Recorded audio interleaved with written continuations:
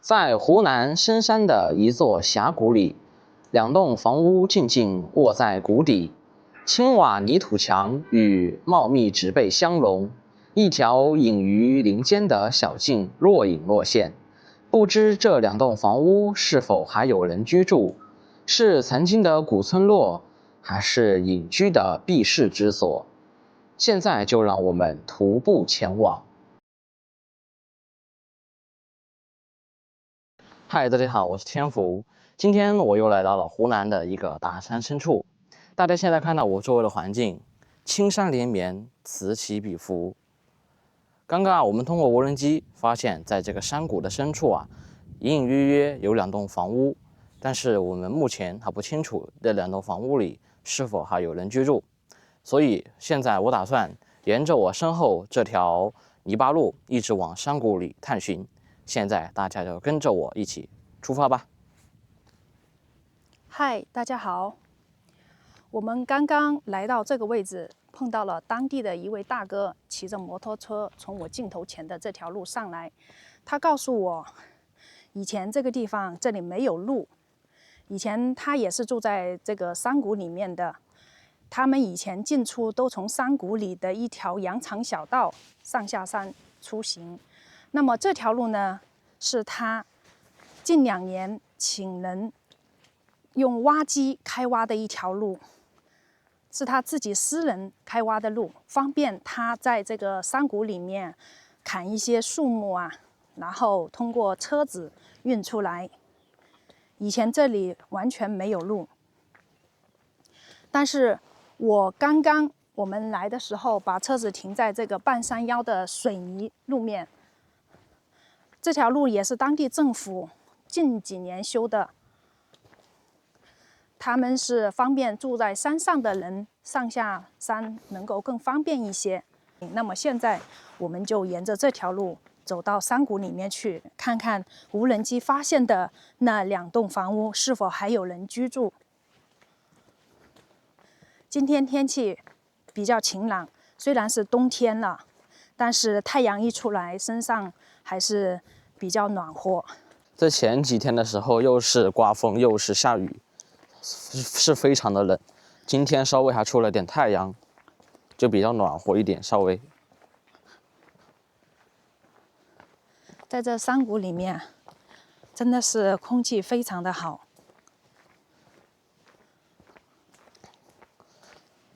我们现在走的这条道路完全就是泥巴路，所以在前几天的时候这个路面会非常的湿滑，下雨天就不适合来深山里面探险了。是的，非常的危险。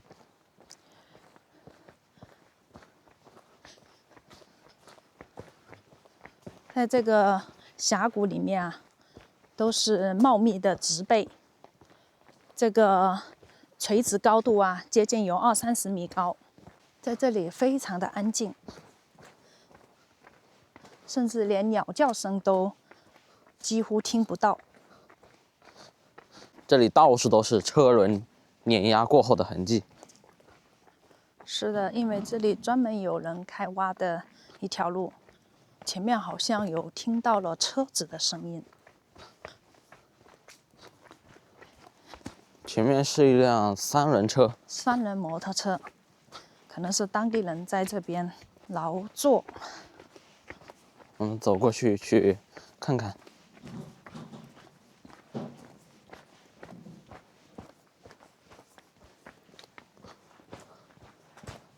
四面环山。哦，这里是砍伐的木头。哎，叔叔你好。你好。你是在这里砍这个沙树吗？对。哦，像这些沙树的话，你是砍回去做什么用途嘞？带个湖底捡的。哦，可以。前年那个大雪够掉了，整了，有的。哦，前年下大雪的时候，把那个你看，把那个尾子都搞掉了。哦，这个死了有的。哦，下雪天就把这个树给摧毁了。对，这个竹子全部倒到这里过都过不了。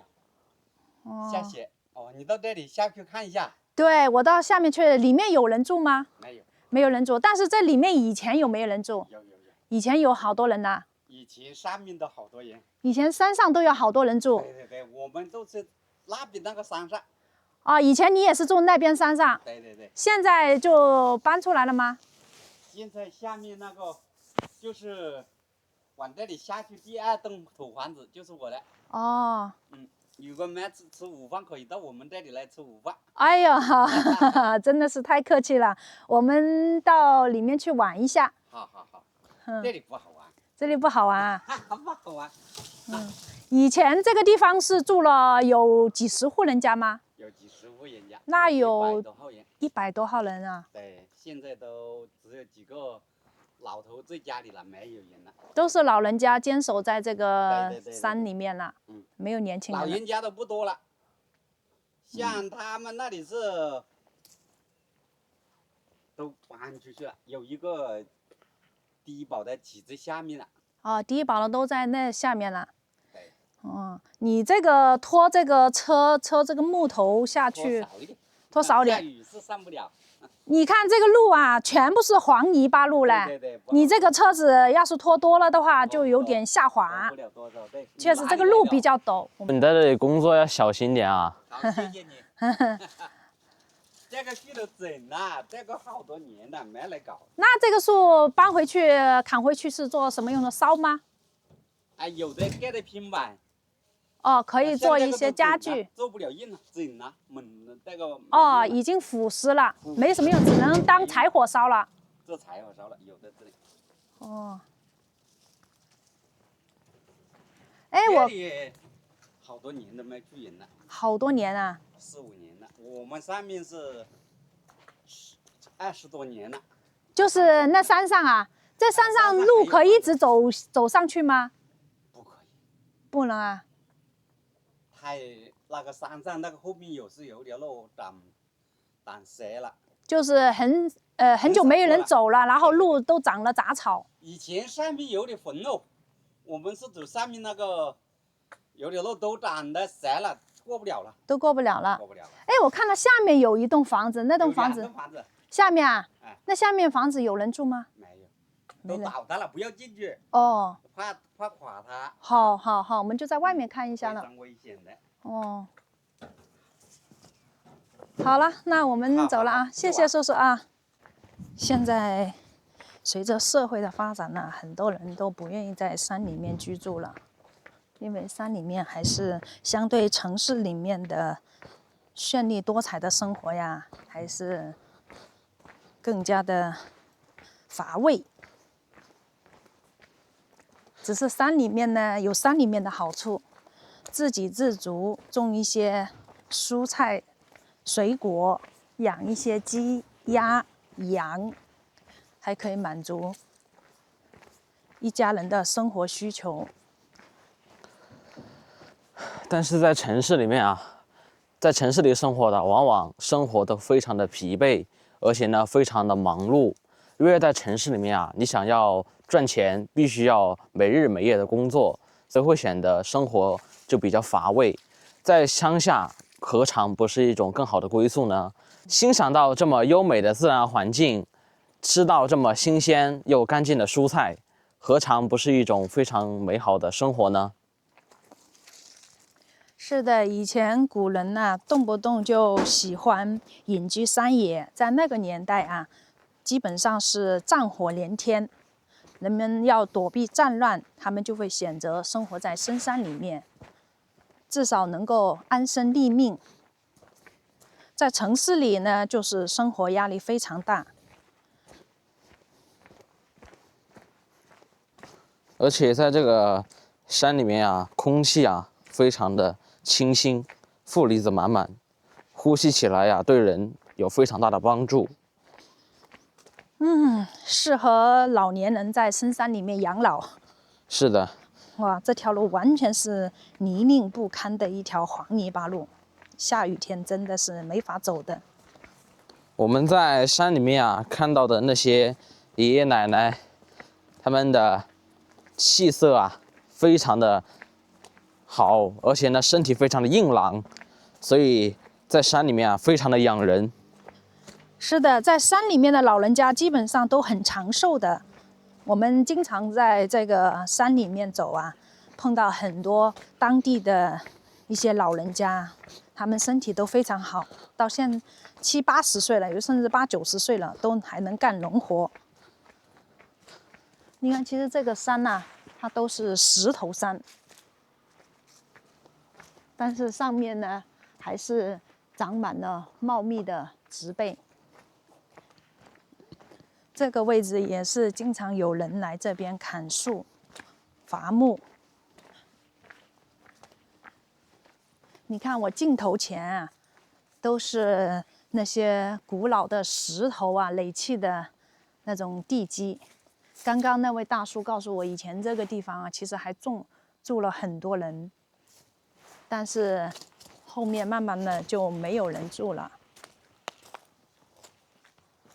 这个地方以前是当地村民的一块菜地。这里还有溪水。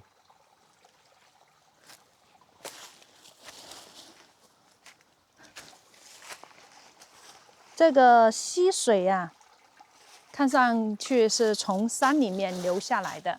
这里有很多人砍伐的木头，在这里。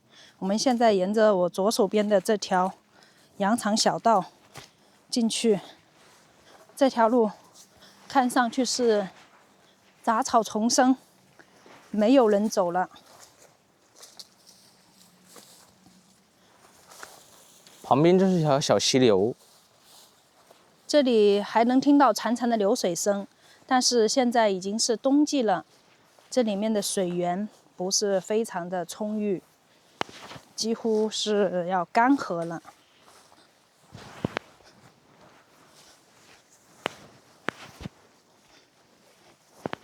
你看，草都长满了，完全把路都给封住了。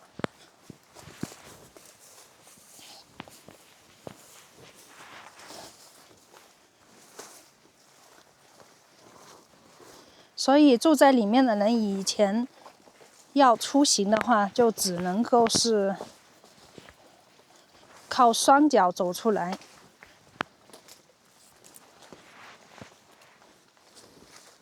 出行就非常的不方便。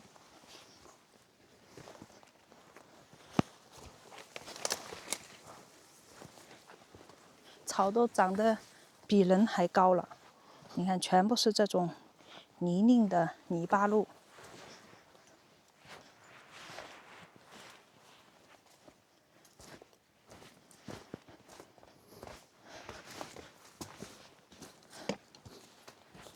一根根这种巨大的竹子啊，就这样连根拔起了，倒塌在这个路边。在这个山谷里面啊，水源不是非常充足的话，只能种一些玉米呀、红薯啊、地瓜之类的，没法种植农田，因为水稻啊，它需要充足的水源和阳光。这种房子完全是坐落在这个山谷里面了。现在都已经开始有倒塌的现象了。这是2栋泥土房。这道路的旁边还有这种红色的野果子，这个果子是可以吃的，只是我们上次有尝过，比较酸。这个房子是属江南风派的嘞，典型的湖南湖湘风格这种土砖房。门前啊，杂草丛生，它这个前面还抹了水泥，看上去有好10来年没住人了。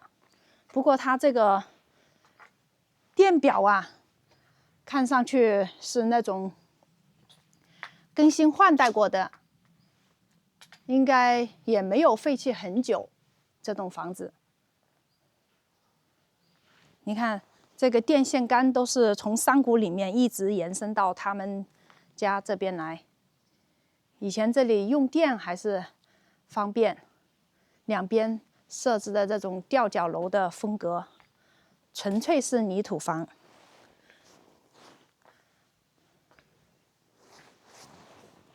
这里面呢，里面的墙啊几乎是坍塌了，就只剩下前面的围墙了。最好不要再走里面了，因为上面的瓦片啊都已经有快要掉落下来的痕迹。是的，已经成为了危房了，所以比较危险。这个也是他们以前的房间，里面还有床、被子、衣服散落在地上。这里面杂乱无章了，墙倒屋塌的感觉。好了，我们就不进去了。我相信这家的主人呢，应该到外面去生活的更加幸福了。上面的这个门框上的这个有贴放日历，上面贴放的是2020年的。2020年的。是的，说明这个房子应该废弃还不到5年。哦，是的，因为我刚看它这个电表啊，也是更新换代过的，不像是那种很老旧的几十年前的那种电表，说明这里废弃了也就5、6年。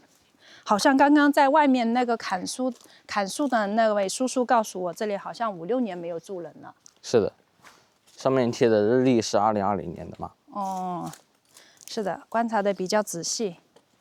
那么这里以前应该是住过2户人家。这栋房子呢，你看它这个墙角啊，这个位置还用这种青砖搭建的。你想想，在几十年前修筑这样的房子啊，它还有青砖，说明青砖也是从外面运上来的。那么我们一路走过来啊，都是这种羊肠小道，以及外面那条路都是后期有人砍树所以开挖的一条路。那么以前要把这些砖呐、瓦呀从外面运上来的话，都是要人力肩扛手提才能够运进来，是非常的不容易的。它这个房子啊，它的面积还挺大的嘞。这栋房子，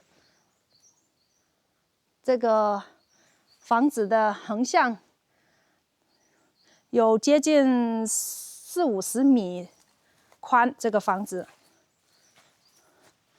里面是这种砖木结构的房屋，还有红福。这户人家以前还看上去还算是比较大户人家嘞，看上去是一个大户人家。他这个房子的格局设置啊，满堂红福，是这家的主人对家庭兴旺的一种寄托。他这个地方还可以上2楼，你看一些农用工具啊，都还保留在这里，从这个地方可以上到2楼去。这里还放了一口缸，里面都还有水。这是他们的后院，你看这里瓦呀、墙啊全部倒塌了。这个独轮车，以前他走这种羊肠小道啊，基本上要运一些比较重的物资啊，都是用这种独轮车运行。这个是另外一个房间，里面还有一些柜子啊，老式柜子。不过这栋房子呢，也慢慢的随着时间的推移啊，这栋房子啊也逐渐的会坍塌了。没有人打理的房屋啊，就很容易倒塌。它这个房屋的正前方啊，视野还是比较宽阔，阳光比较充足，周边杂草丛生，完全是没有人打理的地方。你看门口还栽了一棵桂花树，这棵桂花树看样子都有20来年了。它这个位置就前面这个前庭就没有那家人那里宽敞，让它在这里荒凉啊，显得非常的可惜。在这里放点蜂箱，养点山羊什么的，还是比较好的。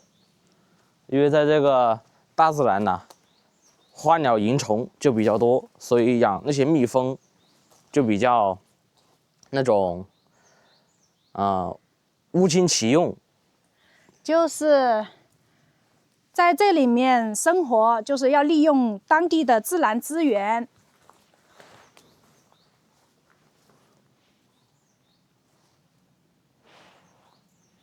搞一点种植、养殖，对不对？我们在这个房子这里呢，差不多也参观完了。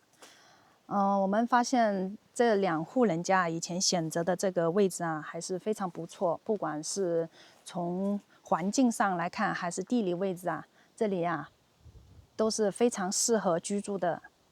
你看这里阳光非常的充足，这里有水有电。如果这边的路呢完全开发出来的话，通公路的话，这里还是适合居住的。你看它这个门前呐，有好多这种野树莓，一大片都是。房子的周边，随便摘都可以摘10来斤了。包括这栋房子这个位置，这树莓都是红彤彤的。是的，长得还特别的好。我刚刚尝了一下，酸酸甜甜的，这个有很高的营养价值。大家如果不信的话，可以上网查一下。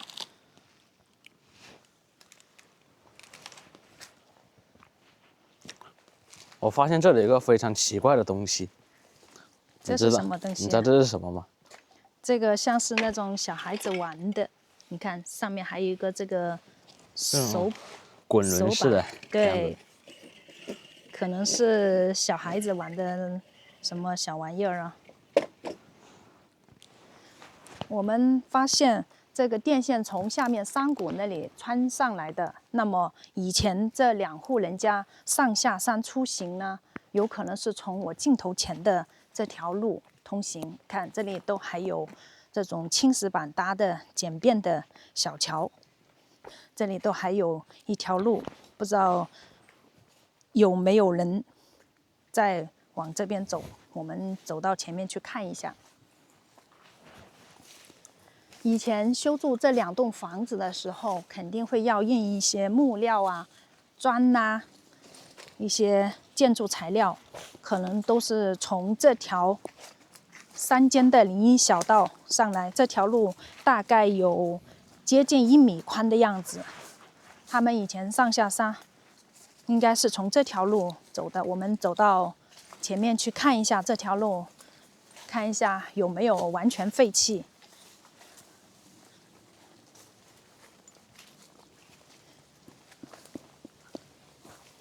你看路上都长满了青苔、杂草，走啊！走这种路我们要小心一点，因为本身就不熟悉路况，而且呢这里的植被啊非常的茂盛，你要是稍微走快一点的话，可能会摔跤、会滑倒，因为这个路面啊纯粹的就是这种泥巴路。它这条山间的林荫小道也是沿着这个山体开挖的。你看，现在温度高了一些，这里的鸟啊，在这里欢快的嬉戏。看样子这条路呢，应该是通到另外一个地方去。这条路看上去还有蛮宽呢，对吧？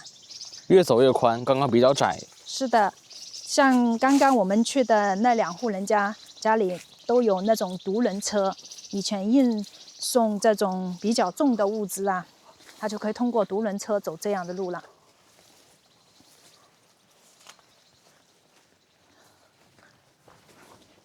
好了，我们就不再往前走了，我们原路返回吧。这条路看上去没有什么人走过了，那么我们现在往回走。因为在这个地方我们不熟，也是第一次来，所以呢就不再往前面探索了。安全还是第一位。走在这个山野里面啊，虫鸣鸟叫，到处都是这样子的鸟儿嬉戏，这样子的叫声。它这2栋房子稍微修缮一下。刚刚我们从外面来，还是有蛮宽的一条道路可以通车的。它这个主人要是稍微修缮一下，这里还是比较适合养老哦。这个地方非常的安静，山里的空气也是特别的清新。这个房子它是背靠大山，如果在它的院子的门前呢修一口池塘，那就是有山有水，风水就比较特别的好。它前面这里看上去是有山泉水。是的，在这个房子的门前挖一口池塘，养点鱼什么的，那可真的是世外桃源了。它这里什么都不缺。我们沿着山路一直往山谷里探寻，终于找到了无人机发现的这2栋房屋。虽然啊，这2栋房屋如今已经完全废弃在这里了，但是这里的环境是非常的好，这里的阳光非常的充足，这里有电有水，能够在这里自给自足。如果是换做屏幕前的你们愿意在这里生活吗？欢迎在评论区里留言。感谢大家的收看，我们下期视频再见，拜拜。